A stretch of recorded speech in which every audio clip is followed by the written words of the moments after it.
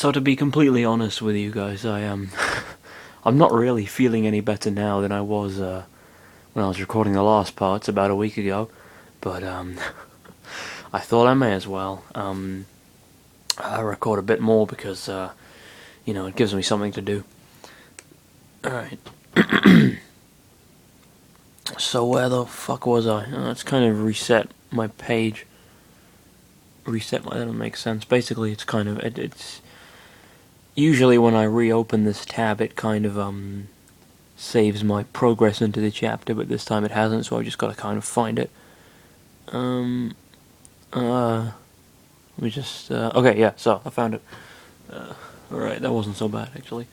So, yeah, so they just played hide and seek with these, little motherfuckers, and, they found them all, because Lucario cheated. But, you know, at least it made the section a bit shorter. Alright, sometime later, the killer bees, all looking annoyed with crossed arms, looked up at the trio. Okay, fine. You win, Ivan said, bored. Man, what a way to mess up. Big time. I blame Jin, Jan yelled. He told us nobody would find us in those spots. Jin shook his head. Oh, please, I was sure that those spots were the best ones in the whole island. It's all your fault these guys found us, Jin, John Roberto complained. We were owned with capital O. Ivan grunted loudly. All of you! Shut up! He yelled, irritated. Yes, boss, the three kids said in shame. Ivan looked up at the trio. Okay, seems you won. Happy? He asked. I'm pretty amazed that you were able to find all of us in such a little time. You must be quite the professionals at hide-and-seek for being older than any of us. Chris looked at Lucario and smiled at him a bit. He then turned to look at the kids. Sorry, but we never said we wanted to play with you. Ivan waved a hand. Oh yeah, you surely didn't want to play, he said sarcastically before crossing his arms again. All right, I guess you guys are worthy enough for the killer bees to hang out with you. John Roberto clasped his hands. I like the sound of that now. Jan nodded. Everyone ends up winning, he said happily. Jin chuckled. I told all of you that my plan would work. Ivan covered Jin's mouth and looked nervously at the trio. Mysterious elements at play. So, in any case, we're going to start hanging out with you. They don't get a say in the matter, apparently. They all quickly scrambled between Chris and Lucario, the kids' gazes focusing on Lucario more than Link and Chris. So, what do you like to eat? Jan asked innocently. Link shook his head at this. Hey, wait just a minute here. Why am I thinking that it was your plan to get to him from the start? Ivan looked at him. Hey, what makes you think that? The Hylian rolled his eyes at this and looked at the two. You guys, let's just ignore these kids already. We should just focus on finding that sail. Chris looked annoyed. I've been trying to tell you that this whole time. The killer bees looked at each other before looking back at them. Oh, so you guys are looking for a sail, huh? Jan asked. Ivan grinned. Why didn't you ask that before? We know where to get one of them. The leader of the killer bees stared at the three bored looks that the travellers gave to them. What? Is there something on my face? Ivan asked. Pardon me to say, actually no, I'm not sorry, but it didn't look like you'd cooperate with us if we asked about the sail we're looking for, Lucario said. John Roberto shook his head. Nah, we're actually nice kids, dog guy. Lucario grunted at the nickname. I'm Lucario, not a dog guy. Jin gasped. Wow, Lucario. That sounds like a very cool name. Ahem! Link faked a loud cough. Don't try to flatter us with those words. They didn't say shit to you, mate. They were just talking to Lucario. You can fuck off. Who's saying that we're flattering you? Jin asked. We're flattering Lucario. Yeah, my thoughts exactly. Who says we're flattering you? Jin asked. We're flattering Lucario. Why would we be wasting our words on you guys when we can do it to Lucario? Ivan slapped his forehead and slapped Jin hard on the face. The fox kid sniffed at this sudden hit, while Ivan raised a finger to the trio. Anyway, you guys should have consulted us to get a sail, he said. "We might not look it, but we're the best informants of the town." "You certainly don't look like informants," Link questioned. "Mrs. Marie told us you were a bunch of troublemakers." "Pfft, what does she know anyway?" Ivan asked, bored. He likes that word, bored, doesn't he? Mr. Aura Channeler Chris. Chris frowned at this. "Please, it's easy to tell you're just trying to stay close to us so you can admire Lucario." Trying to stay close to us so you can... Jan hid a paper with a pen behind his back, about to ask Lucario for his signature. See, it's a stupid joke, but Ian fucked the delivery up. You know, it should be autograph. You don't ask someone for their signature unless it's like a legal document or something. Good job, Aura Channeler Chris. Fucking idiot.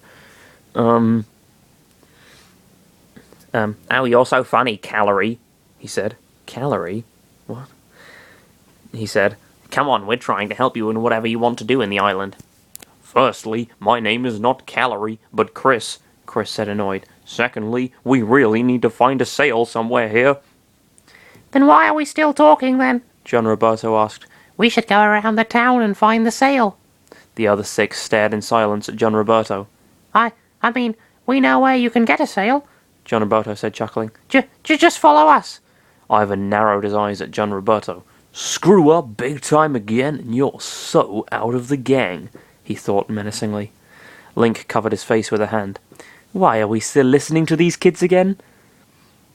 I was wondering that a long time ago, Lucario muttered. Having no other option to choose, the trio decided to allow the killer bees to show them where to get a sail. Since the kids lived in town, it was more certain that the group would eventually find the so-desired sail to get into the ocean's waves. Sadly, this was all but a big lie. It turned out that the killer bees weren't the best of informants at all, although the trio had already figured it out sooner. This only was the start of some painful events by beginning inside pictograph shop of the town. Oh, good. I'm really glad that this section of the story is going to continue for an indefinite period of time, because the characters of the killer bees are so entertaining and really just a joy to be around.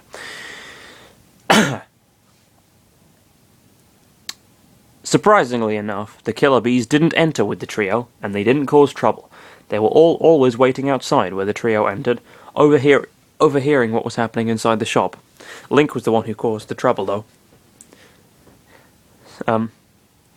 "I am sorry, but I don't like when people go ahead and touch the pictures I have here," Lenzo, the pictograph scholar, was heard saying.